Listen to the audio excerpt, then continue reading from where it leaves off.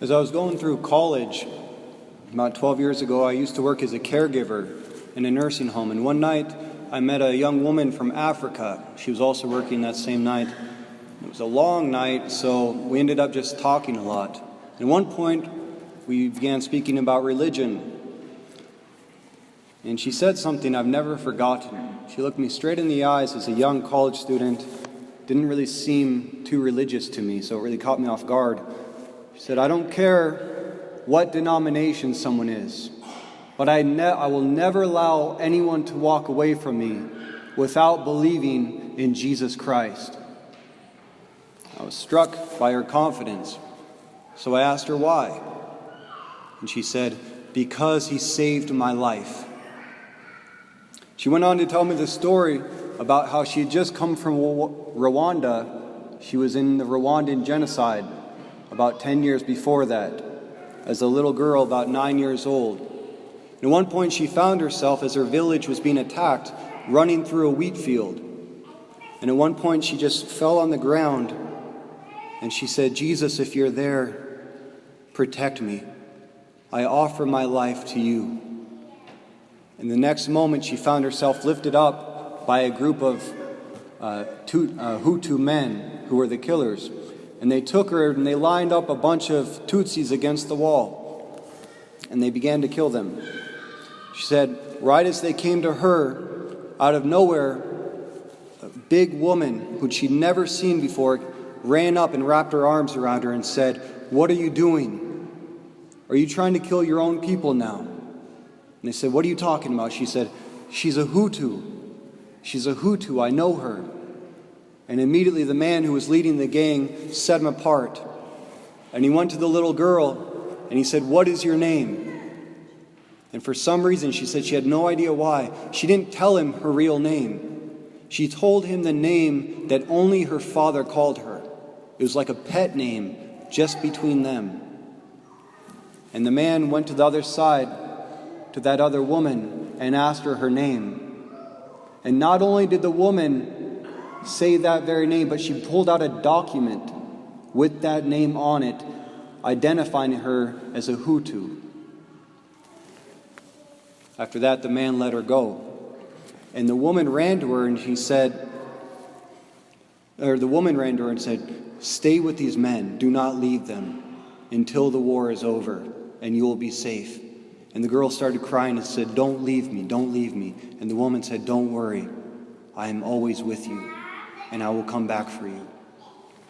Well, she had to walk with the men for almost a month before she was finally able to get to a refugee center, and from there to America. She never again saw that woman in her life. She said ever since that moment, never for a second has she doubted that Jesus Christ is God. She said, "Because he saved my life." And the fathers of the church used to say that God reveals himself to us as he saves us. In other words, we come to know who God really is when we experience his salvation in our life. And every time we experience that, it's an epiphany. Epiphany means manifestation, revelation. God reveals himself to us as he saves us. The Epiphany of the Magi wasn't just a realization that God exists, but they found God in the flesh, coming to save them. That's how they experienced him. Every time Christ revealed himself as God in the flesh in the scriptures, in the baptism, when he changed water into wine, when he was transfigured on Tabor, when he was crucified, died, and rose again, every single one of these was an epiphany, a revelation of God in the flesh as he came to save us. One question I often ask young people, especially when they come to confession, is, who is God to you? And more than anything, the response I get after a shrug is, well, he's the one that created us. I just shake my head and I say, well, you have not yet experienced an epiphany. You have not yet come to know God as He truly is, as He wants you to know Him. The God of the Christians is not a God who merely exists, but a God who saves us. Not just a creator, but a redeemer. We don't need an epiphany to know that God exists. Philosophers have proved that way before us. To believe in a God who is a creator barely touches the fringes of our faith as Christians.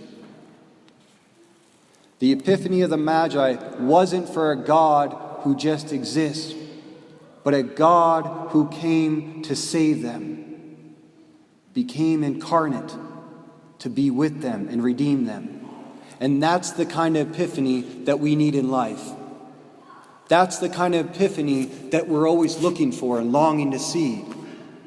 That's the kind of epiphany that can save our souls. The revelation of God who is not just there, but is with me here, in my life, involved, loving me, guiding me, protecting me, saving me. A God more intimate to me than I am to myself. That's an epiphany. I don't know if you've ever seen the movie Extremely Loud and Incredibly Close. Came out about 5-7 years ago. It's a powerful film about a young boy about 9 years old, has Asperger's syndrome, so social communication is very difficult for him. So his father would always be making him up games so that he'd have to go out and talk to people, little treasure hunts and whatnot. But his life falls apart when he's about 9 years old. His father's played by Tom Hanks, and he's killed in the 9/11 attacks. And it's just him and his mother left over, and their whole world just falls apart. And he keeps wondering what it all means. What's the answer to the trauma that he's experienced? So it's a movie about him kind of dealing with this with his father, but more than anything, it's about his relationship with his mother. Because once his father dies, their whole relationship breaks apart. And it's as if she's not even in the picture. But at one point, he goes into his father's closet and he finds a key inside an envelope with the last name Black on it. And he's convinced that it was from his father to help him to go on another treasure hunt, that if he found this box, whatever this key would open, it would have some answer to the suffering of his life and give meaning to what he's going through. And so he makes this huge map of New York City, finds out there's over 470 last names of Black in the phone book, and he plans to go to every single one. And as he's doing this, you see his mother in the background, but they're getting further and further apart. Most of the time she's just lying in bed or on the couch in a gown, usually crying, suffering her own way through the trauma. So for the next months, he begins going from door to door, introducing himself to all these people and trying to find that box that this key can open. But in the end, he fails to find it. But he has an epiphany of much deeper worth. The real revelation that this boy comes to experience at the end of the film isn't from the box, but it actually comes from his mother. He comes to find out at the end of the film that all along, his mother knew exactly what he was doing. That she was studying the map that he had made. And every morning she'd wake up and she'd go out and she'd visit every single house that he was going to go to that day. And she'd tell the people to expect her son and explain the situation and welcome him kindly and just be gracious to him. When he realized that his mother understood his pain, she understood his journey, his search, and what he was going through, that was the revelation that saved him. It was an epiphany, not just that his mother was there, that she existed, but she was a part of his life. She was with him. She was going before him, preparing his way. and maybe didn't find a box with all the answers to his problems, but he discovered that relationship and it saved him. It's what allowed him to endure the tragedy of his life. The wise men at the end of their journey did not find a magic box that contained all the answers to the problems that they were facing. They discovered something much deeper than that. The relationship with a God who had come to save them. God in the flesh, who is now with them in their exile to redeem them from their sins. That's not the manifestation of a creator. That's the revelation of a Savior. Who is God to you, really, if someone were to ask you? Why are you Catholic? Have you had an epiphany? What's the moment you came to realize that Jesus Christ is God? And you know that because you've experienced Him. You've experienced His salvation in your life. No longer just someone on the other side of eternity waiting to judge you, but a God who is with you, more intimate to your life than you are to yourself. Have you ever experienced that? Do you know what it means to experience an epiphany? The gospel says, after the wise men encountered Christ, they went home a different way. That's what happens when you experience an epiphany of God in the flesh in your life. Transforms you. Changes your whole outlook on life. I never in my life wanted to be a priest. Never thought it'd happen. Until I encountered God in the flesh.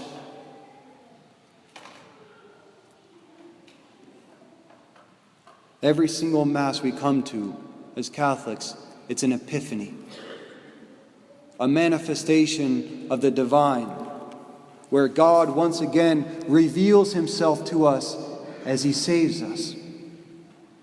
Reveals Himself, body, blood, soul, and divinity in the Holy Eucharist, as He comes to save us by joining us, by being with us, by finding us here. And if you recognize that, if you see that epiphany come to reality on this altar, no matter what you're suffering, no matter what you're going through in life, no matter what questions you carry in your heart or your mind, you'll be able to endure it. Because you will experience the epiphany of God in the flesh coming to be with you. Then you too will be able to cry out, just like that woman I met so long ago, I know that Jesus Christ is God. I know it because I've experienced it. He's revealed Himself to me as He saved me. That's what the Epiphany is all about.